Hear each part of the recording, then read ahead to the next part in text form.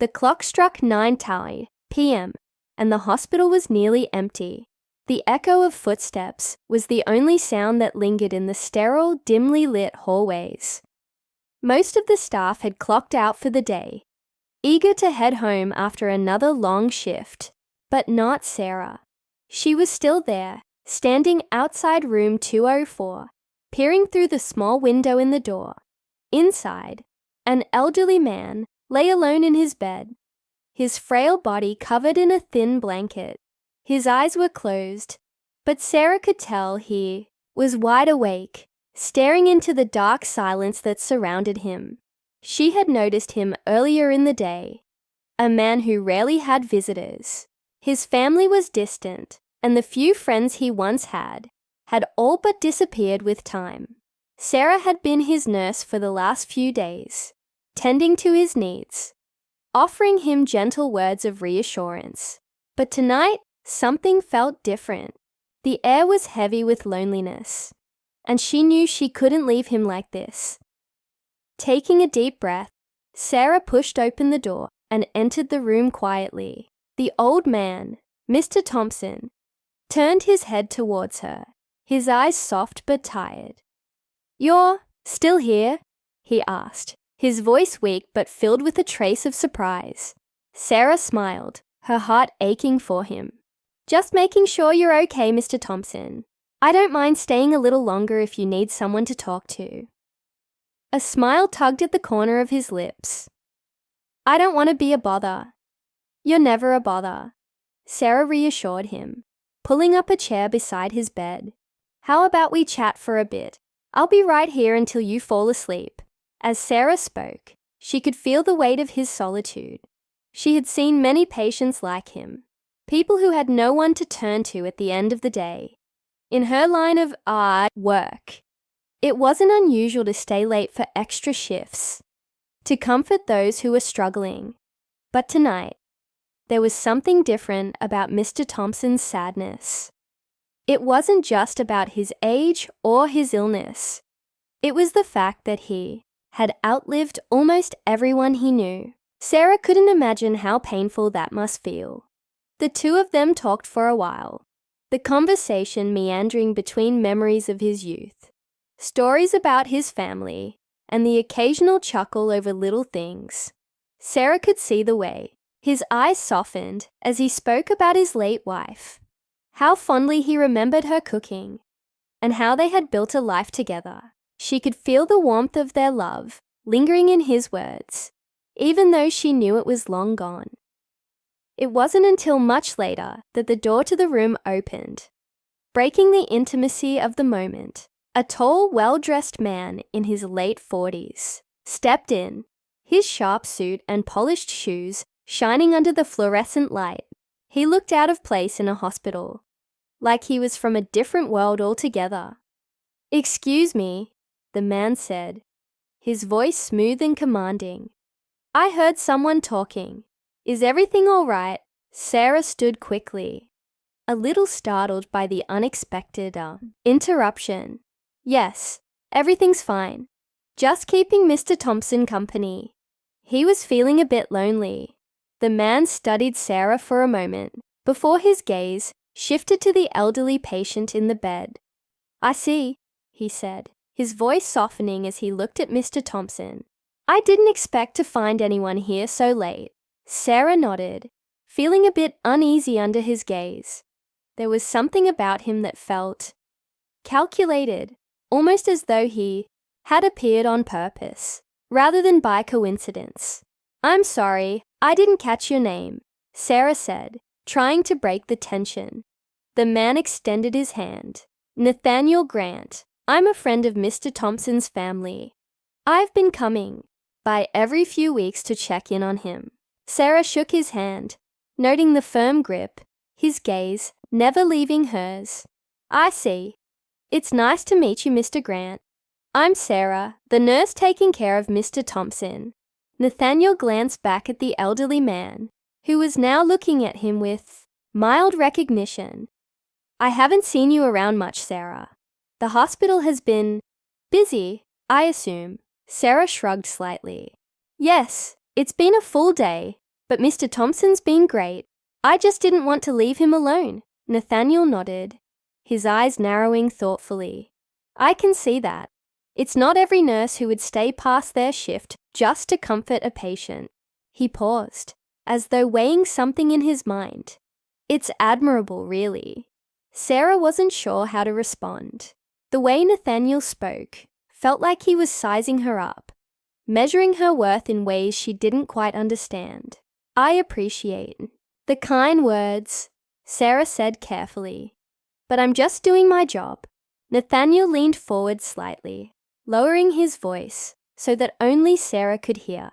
"Well, it's more than that, isn't it? You see, I've been in the business world long enough to know that some opportunities come along once in a lifetime. And when you find someone who's dedicated, someone who shows real compassion, well, that's a rarity." Sarah's brow furrowed. "I don't understand. What are you trying to say?" The emergency on the floor was a false alarm. Sarah quickly found out that there was no critical situation waiting for her. The call had been a mistake, a miscommunication. She stood outside the nurse's station, her mind racing, her hands still, shaking from the unexpected encounter with Nathaniel Grant. Something about him didn't sit right with her. But there was also an odd pull, a temptation she couldn't shake. The offer, the chance to change her life. It lingered in her thoughts, like a shadow following her every move. As the hours passed and the hospital became quieter, Sarah found herself replaying the conversation over and over. What had Nathaniel meant? She had brushed it off at first, chalking it up to some rich man making an empty offer to a nurse. But his words had been deliberate, calculated even. There was something behind them, something that made Sarah feel like she was standing on the edge of something dangerous. The more she thought about it, the more it made sense. In a twisted sort of way, she had always felt like she was stuck in a routine. The long shifts, the endless hours of caring for patients, the paychecks that barely covered her student loans and rent. She had dreams, aspirations she'd never told anyone about, but those dreams had always felt distant, as though they belonged to someone else. And then Nathaniel Grant had appeared, offering her a glimpse of something different, something better. But what would it cost? The next morning, Sarah found herself back at work, her mind still on Nathaniel's words. It was hard to focus. She moved through the day on autopilot, taking vitals, administering medications, offering comfort. But in the back of her mind, her thoughts kept drifting back to that conversation, to the way Nathaniel had looked at her. He hadn't just seen her as a nurse. He had seen potential, an opportunity, and that terrified her. That afternoon, when she walked into room 204 again, she was surprised to find Nathaniel there, sitting by Mr. Thompson's bed. The elderly man was asleep, his chest rising and falling gently. Nathaniel stood up as Sarah entered, a slight grin on his face. "I hope I'm not interrupting," he said, his voice smooth and calm. "I just wanted to check in on Mr. Thompson, make sure he's doing okay." Sarah forced a smile, trying to keep her emotions in check. "He's resting peacefully," she replied. "Everything's good here." Nathaniel studied her for a moment, his eyes sharp, as though trying to read her thoughts. "You seem distracted, Sarah. Something on your mind?" Sarah's stomach twisted. She couldn't tell him the truth. Not yet. But the tension between them was undeniable. "I'm fine," she said, though the words felt hollow. Nathaniel didn't seem convinced, but he didn't press the issue. Instead, he changed the subject. "I've been thinking more about our conversation last night, about the offer I made." Sarah's heart skipped a beat. She tried to keep her voice steady. "I wasn't sure if you were serious about it." He chuckled, as though amused by her hesitation. "Oh, I'm very serious, Sarah. I don't make offers like that lightly." He leaned in slightly, his voice dropping lower. "I know you've been working hard, I can see the dedication in everything. You do. But I also know that you're capable of so much more than this. You deserve better." Sarah's mind raced. His words were smooth, persuasive, but something about the way he spoke made her uneasy. She had worked in hospitals long enough to know that people like Nathaniel rarely offered something for nothing. What was he really after? And what did he want in return? "I don't know," she said finally, her voice quiet. "What exactly are you offering?" Nathaniel smiled, a glint of satisfaction in his eyes. "I want you to come work for me. I'm involved in several projects that require someone with your skills, someone who understands people, who can handle tough situations. You could be part of something much bigger than this hospital, something that could change your life." Sarah felt a lump form in her throat. The temptation was there, stronger now, but it came with a sense of foreboding. "And what would I have to do?" she asked, her voice barely above a whisper. Nathaniel's smile widened, but there was something calculating in the way he looked at her. "I'll tell you more once you're ready to make a decision. But let's just say you'd have financial security beyond anything you've ever imagined. A chance to make a real impact." It all sounded too good to be true, and Sarah couldn't help but wonder. What was Nathaniel's true agenda? Why her? There had to be more to this than he was letting on. Just as she opened her mouth to ask more questions, a nurse entered the room with an urgent look on her face. "Sarah, we need you downstairs. There's been an incident in the ER." Sarah felt a cold chill run down her spine. She had heard the words, but her mind couldn't quite grasp their meaning. Mr. Thompson, with his frail, shaking hands, seemed far more alert than he had been for days. His usual quiet demeanor was gone, replaced by something urgent, something deeply unsettling. "Mr. Thompson, what are you talking about?" she asked, her voice barely above a whisper. She needed to hear him out, but her mind was already racing, trying to piece together the puzzle. Nathaniel Grant had made her an offer, one that had sounded too good to refuse. But now, with the old man's warning, everything was shifting. Was she really about to walk into a trap? The elderly man's eyes darted around the room, making sure no one else was listening. "I've seen it before," he muttered. "People like him, they don't do things for free. They make promises, but there's always a price." Sarah's heart began to race. She felt as if the ground beneath her was crumbling. The weight of Mr. Thompson's words sinking deeper with each passing second. What had she gotten herself into? Nathaniel had seemed so charming, so convincing, but now she wasn't so sure. Her instincts were screaming at her to stay away. "You're right," Sarah said, her voice trembling. I don't know what to think. But you have to tell me more. What is he really after?" Mr. Thompson leaned closer, his voice dropping even lower. "I can't say much, but I know he's not who he claims to be. He's involved in things that are dangerous. I've seen people like him before, offering help, pretending to care. But in the end, they'll use you, exploit you, until there's nothing left." The words hung in the air like a dark cloud. Sarah felt a rush of anger and confusion surge through her. She had never imagined that Nathaniel, someone so polished, so powerful, could be involved in something sinister. She had assumed his offer was genuine, a way out of the mundane life she had known.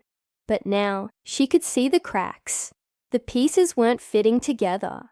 "Thank you for warning me," Sarah said, her voice steadier now, though her heart was still pounding. "I need to be careful. I need to get to the bottom of this." Mr. Thompson nodded, a look of quiet approval in his eyes. "Just remember, Sarah, you can't trust people like him. They have their own agenda." Sarah left the room, her mind swirling. She had to find out more. She couldn't just walk away from Nathaniel without answers.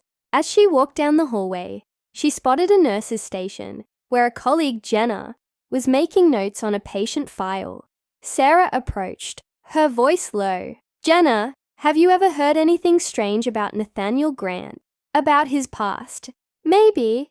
Jenna looked up, her expression instantly cautious. "Nathaniel? He's one of those investors, right? Always around, always making offers. I've heard some things, but nothing solid." "Why?" Sarah hesitated, weighing her next words carefully.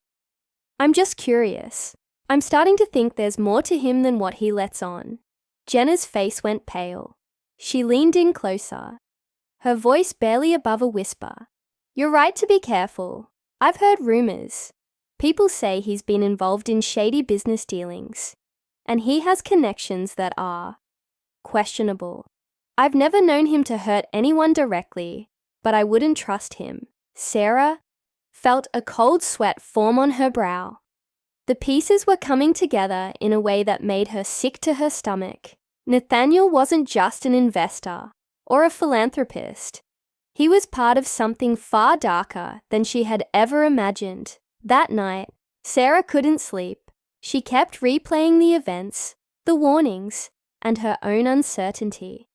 She couldn't shake the feeling that Nathaniel had been manipulating her all along, that he was using his charm to get what he wanted. But what exactly was his endgame? And why had he focused on her? The answer came when she least expected it. The next day, Nathaniel appeared at the hospital again, this time with an air of urgency. He approached Sarah, his face set in a serious expression.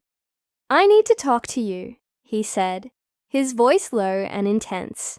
Now, Sarah stood frozen, her pulse quickening. She wasn't sure whether to confront him or simply walk away, but she knew this was the moment. She had to know the truth.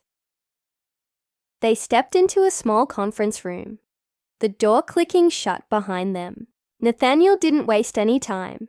"I know you've been asking questions," he said, his eyes darkening. "And I know you've heard things, but let me make this clear. You've got no idea what you're dealing with." Sarah crossed her arms, her gaze unwavering. "Then tell me, what is it you want from me?" Nathaniel's smile was cold, almost predatory. "I didn't think you'd make this hard. I wanted to give you a chance to join me, to be part of something bigger. But I see now that you're not ready."